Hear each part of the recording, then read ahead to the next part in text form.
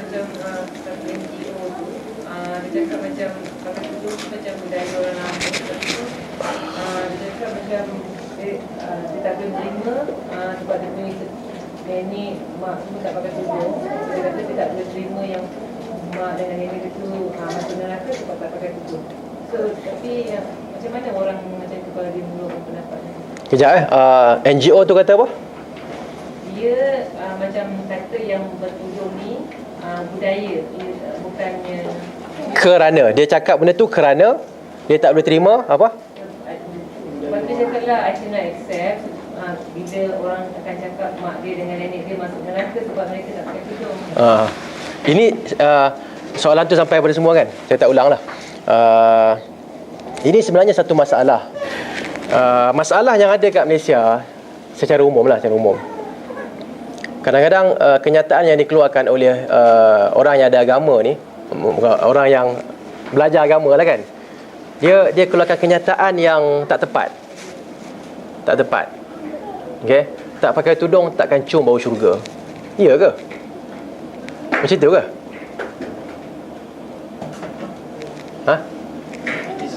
Lepas tu kadang-kadang keluar kenyataan yang pelik-pelik lah, yang sebenarnya menyebabkan orang apa? Takut pada agama. Okay? Dia pakai tudung. Kalau tak pakai tudung tak masuk syurga. Okay? Jadi orang yang dengar tu dia terperanjat kan. Maksudnya mak saya, nenek saya semua tak masuk syurga. Yang kita kena huraikan bahawa siapa tak pakai tudung dia berdosa. Betul tak? Okay? Dosa ni, dosa kecil ke dosa besar? Dosa besar. Siapa yang buat dosa besar, kalau dia beriman dan kalau dia mati sebelum dia bertaubat, apa risiko yang ada pada dia? Risikonya ialah sama ada diazab oleh Allah Subhanahu Wa Taala, atau itu risiko tak baik lah. Risiko yang baik diampunkan oleh Allah Subhanahu Wa Taala. Kerana itu dosa besar, bukan kufur, bukan syirik. Innallaha la yaghfiru an yushraka bihi wa yaghfiru ma duna dzalika liman yasha. Sesungguhnya Allah tak akan ampunkan perbuatan syirik, tetapi Allah boleh ampunkan perbuatan yang tak sampai ke tahap syirik. Dosa besar lah. Okay? Ini ahli sunnah punya akidah. Dan kita huraikan begitu. Tapi adakah kita nak berada dalam risiko? Kat dunia ni kita tak sanggup berada dalam risiko, apatah lagi kalau di akhirat, betul tak? Kan, kalau contohnya risikonya siapa yang langgar contohlah kan, langgar lampu merah, kata 10 orang, dia akan jadi 5 orang masuk jail, 5 orang tak masuk jail. Kita nak langgar tak? Kita langgar pasal kita ni mungkin masuk yang 5 tak masuk jail. Ada tak orang fikir macam tu? Tak ada. Ini azab dunia baru. Sepatutnya azab akhirat lebih berhati-hati. So kalau kita bagi begitu, dan kita pun bagi semangat kat dia supaya tak apa, yang pentingnya orang dulu kita tak hukum, kan? Okay? Macam Fir'aun tanya kepada Nabi Musa alaihi salam, fama balul qurunil ula, kan? Engkau duk cakap sekarang ni tauhid, umat yang sebelum ni macam mana? Qala ilmuha inda rabbi fi kitab, ilmunya di sisi Tuhanku dalam kitab, iaitu dalam Lauh Mahfuz. Itu bukan urusan saya. Sama tak dengan apa yang kita cakap ataupun sebahagian kita cakap, ini tak pakai tudung tak cium bau neraka. Itu ilmunya di sisi Allah. Kita hanya memberitahu bahawa tak pakai tudung berdosa. Okay? Saya rasa kat sini yang mungkin yang berlaku ialah macam mana ya? Orang tu salah faham disebabkan kita salah dalam menghuraikan. Okay? Jangan tanya saya kenapa lah. Okay? Jangan tanya saya kenapa. Okay? Pasal saya tak nak cerita pasal kenapa, takut orang rasa apa? Orang terasa hati kan. Betul tak? Okay? Tapi tak apalah, yang pentingnya ialah kalau kita nak sampaikan dengan cara tu. Saya pernah ditanya dekat satu tempat tu lah. Ditanya di sana, seorang akak ni lah kan, dia tanya apa, kata, Ustaz, anak saya belajar agama Islam lah, dia balik dia tegur saya macam-macam kan. Kadang-kadang kita yang hantar anak kita ni makan tangan kanan, kadang-kadang kiri pun tolong juga kan, betul tak? Saya kata, mak ni tak boleh, haram ni mak makan syaitan ni Dia termakan. Tak, dia makan tu hilang. Hilang apa? Hilang selera dia kat dia ni kan. Baru berapa hari pergi sekolah agama, balik dalam macam ni kan. Jadi saya rasa macam offended agaknya apa? Macam saya rasa macam diaibkan lah oleh anak saya kan. Saya kata patutnya akak bergembira dapat anak macam tu. Pasal anak-anak ni bila dia tegur, dia tak ada hati apa. Dia nak macam kita sekarang, kadang-kadang ada benda saya nak cakap, saya jaga-jaga juga kan. Kalau anak kita dah cakap terus ya kan. Ini tak boleh ni lah. Kan, ayah tak boleh buat macam ni. Ni makan dengan syaitan. Contohnya kan. So kita dengar tu betul juga kan. Ke salah? Betul lah kan. Okay, so saya cerita kepada dia bahawa benda ini adalah satu nikmat yang Allah berikan kepada kita. Okay? Dan kadang-kadang ubat tu dia pahit kan, bukan semua ubat manis kan. Okay? Satu. Yang kedua, soalan dia ialah dia bangun juga, ada lepas orang lain dia bangun lagi, dia kata amalan yang saya buat banyak selama ni yang saya anggap sunnah, anak saya kata tidak. Kan? So saya macam mana ni ustaz? Kan, saya ni dah hidup lama dah ni, maknanya tak tahu lah berapa lama lagi nak hidup ni. So 30 tahun ni macam mana? Anak saya kata bid'ah. Dia belajar dengan ustaz dia, mana entah yang kata hadis tu dhaif ke palsu ke apa benda ke. Macam mana saya? Saya kata ini satu nikmat.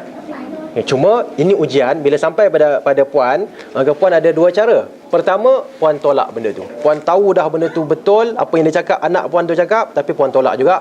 Tanggunglah dosa. Tapi kalau macam ni ke? Apa dalilnya pun tengok, ya Allah macam ni ke? Bertaubat dan kembali kepada yang benar. Jangan risau. 30 tahun buat bid'ah tadi, apa? Faulaika yubaddilullahu sayyiatihim hasanat. Maka mereka itu digantikan, diubahkan. Macam ni lah kan, macam tu. Diubahkan keburukan mereka kepada kebaikan. Sayyiatihim hasanat. Ada masalah? Dia dengar tu dia gembira lah, betul tak? Tapi kalau kita kata 30 tahun ni bid'ah, yang sunnahnya yang ni, dia akan fikir 30 tahun amalan bid'ah ni apa dia? Wa kullu bid'atin dalalah wa kullu dalalatin finnar. Ya Allah, 30 tahun dalam neraka. Kan, ni baru Allah baru nak start balik lah, maknanya kira setahun ni baru setahun lah dalam syurganya. Tapi kalau dia kata insya-Allah yang 30 tahun tu juga akan diubahkan kepada kebaikan, ada masalah pada dia, hati dia pun lapang kan. Ya, tapi bila kita kadang-kadang huraian kita tu menyebabkan orang salah faham, lalu orang akan jadi benci pada agama. Saya pernah dengar seorang keluarga saya jugalah, kan, dia kata masa kat Malaysia tak suka Islam. Pasal sikit-sikit neraka. Islam tu neraka. Itulah dia cakap. Saya dengar, saya tengok dia kan, betul kan. Akak ni biar betul, tak apa. Lepas tu dia kata pergi Amerika. Di Amerika tak pakai tudung pun tak. Come sister kan, it's okay, sit down, belajar. Tak ada masalah kan. Allah boleh ampunkan kan. Macam-macam. Tapi ini bukan Kristian, Islam. So pendekatan dia orang macam mana? Pendekatan dia adalah memberi galakan, motivasi. Kat sini memberi motivasi, lawan dia apa? Dimotivasi kita. Demotivate. Dia bagi apa? Hancurkan apa? Semangat kita dipecahkan. Lawan kita tak nak pergilah. Kan? Okay. Baru lagi lah. Ini satu cerita lah. Kemudian satu cerita lagi, seorang perempuan ni dia pergi mana? Dia pergi masjid. Dia datang bulan lah. Okey. Datang bulan kat masjid. Lepas tu dia tak sembahyang lah. Datang dia remaja lagi lah. So datang, yang cerita mak dia lah. Dia keluar, bukan dia keluar, seorang makcik dia keluar, kenapa tak solat? Dia jadi apa? Nasihat rap lah kan. Dia nasihat apa. Jadi budak tu menangis lah balik. Kan? Cerita kat mak dia kata tak apa, sabar apa semua kan. Tak boleh ke tanya kenapa tak solat kan, betul tak? Bukannya kenapa tak solat, budak tension lah macam tu. So kita kena huraikan kenapa dia tak solat kan. Ada masalah ke apa ke, tak tahu solat ke apa ke, contohlah kan. So benda-benda tu kadang-kadang dia mengganggu orang. Akhirnya orang tak nak pergi masjid. Dia tak? Okay? Kadang-kadang saya pergi, satu lagi lah last. Dah jadi dah sesi membebel lah ni kan, tapi tak apalah kan. Sama dia. Kadang-kadang pergi satu masjid ni, macam tu bunyi dia. Nampak tak? Okay? Jadi kadang-kadang orang rasa orang rasa nak, dia kata relax, tak apa, tak ada masalah. Saya kalau budak-budak ni ada lagi bagus. Pertama, dia orang dengar. Yang kedua, kita tahu dia dekat depan mata kita, belakang kita pun tak apalah, maknanya dia dekat kawasan ni lah. Kalau kita tak bagi dia, kita duk marah dia apa semua, dia akan apa? Kata, mak, saya tak nak pergi tempat tu. Pasal ustaz tu duk marah kat saya. Tak nak pergi. So apa jadi akhirnya? Dia pergilah kat bawah tu. Ni bawah ni ada apa? Shopping kompleks kan. Situ dia pergi kan. Ada orang marah situ? Tak ada orang marah. Kadang-kadang bagi jus free lah apa kan. Dia kan pergi bawah sana, berlega-lega sana, macam-macam dia nampaknya. Itu masalah dia. Lepas tu bila dia besar nanti marah dia pula. Ni remaja tak datang ke masjid. Betul? So siapa salah sebenarnya? Ya, tapi saya risau kalau benda ni kita cakap, kadang orang terasa hati kan. Ya kan, last but not least agaknya kan. Ada satu orang ni dia nak minta program di masjid, remaja lah. Masjid tak bagi. Remaja maknanya 20 something ke 30 something itulah lebih kurang kan. Nak buat program kat masjid, masjid tak bagi. Saya fikir kenapa masjid tak nak bagi dia. Saya tak nak bayang kenapa masjid tak nak bagi. Yang mana yang paling kurang sepatutnya kalau dibuat program di masjid, kalau di pekarangan masjid pun, masjid boleh cakap okey kami benarkan apa semua, tapi ingat masa semayang datang. Betul tak? Ya tak boleh. Ya masjid tak tahu, mungkin saya tak nak tambah lah, tapi kalau saya nak tambah saya akan kata mungkin orang tu akan cakap masjid ni untuk solat lah. Betul tak? So itu satu benda yang kita perlu ubahkan. Saya biasa sebut pada student-student saya masa dekat UKM, kalau siapa-siapalah kan, jadi somebody orang kata kan, jadi apa, jadi letaklah pengurusi masjid ke nazir masjid ke apa semua, mudahkan untuk anak-anak datang, mudahkan untuk isteri-isteri ataupun wanita-wanita datang ke masjid. Jangan susahkan. Susahkan tu nanti yang akan, nanti kita akan marah balik kepada mereka ni.